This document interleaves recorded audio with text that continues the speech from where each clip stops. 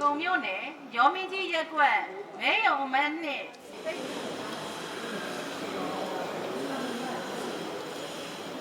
ီညွတ်ရေးပါတီဦးစောဟန်ပြည်သူ့ရှိဆောင်ပြောရေးပါတီဦးစိန်မြိုင်ပြည်သူ့ပါတီကိုဝင်းလာ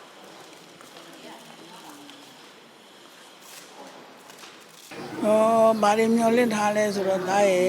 အန်ဒီတို့ကတော့မရှိစင်းရဲသားတွေဆိုတော့မျောလင့်တာပေါ့အေးအေးချမ်းချမ်းနဲ့အစဉ်ပြေစေချင်တာပေါ့စားဖို့နေရေးတွေပါတယ်ကုန်သေးနှုံတွေပါတယ်လဲကြဆင်းစေချင်တာဟုတ်လားအဲဆိုတော့ဒါမှလည်းစားဖို့တက်ဖို့အစဉ်ပြေမယ်လေနောက်မို့ဆိုအန်ဒီတို့မှာတစ်နေ့လုံးမှာတစ်နေ့စားဆိုခက်ခဲတွေရှိတာပေါ့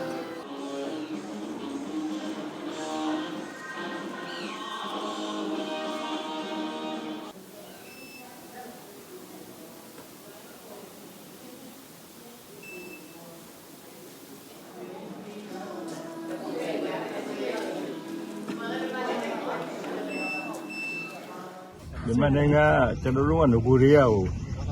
ပြီးပြီးရွေးချယ်တဲ့ပါတီဆိုဒီမိုကရေစီစနစ်ကိုတွားဖို့ရည်ရွယ်ပြီးလုပ်ခဲ့တာဒီတိုင်းပဲတွားမှာပြီးပြီးရွေးချယ်တဲ့လမ်းပဲကျွန်တော်တို့ရွေးတာမပြီးပြီးရွေးတဲ့လမ်းကျွန်တော်လည်းပြည်သူတွေရဲ့အစိတ်ပံကျွန်တော်လည်းဒီကထောက်ခံတယ်ဒါပေမဲ့ပါတီဆိုဒီမိုကရေစီစနစ်တိုင်းပဲကျွန်တော်တွားမယ်အနာဂတ်မှာကျွန်တော်တွားပါမယ်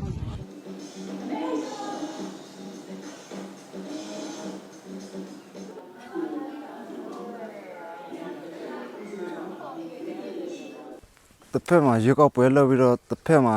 လီရင်လဲဝဲတယ်နောက်ပြည်သူတွေဒုက္ခပေးတယ်ပေါ့နော်ဟိုလည်းဆက်လက်ရှုနေတော့ပေါ့နော်ရေကောက်ပွဲကမလုပ်သိမလို့ထင်တယ်နော်လူလာမယ်မြတ်တမယ်လို့မထင်ပါဘူး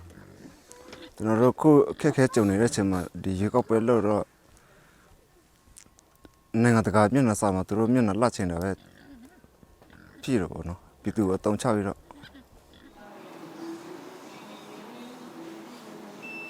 မဲထဲဖို့လားရှင်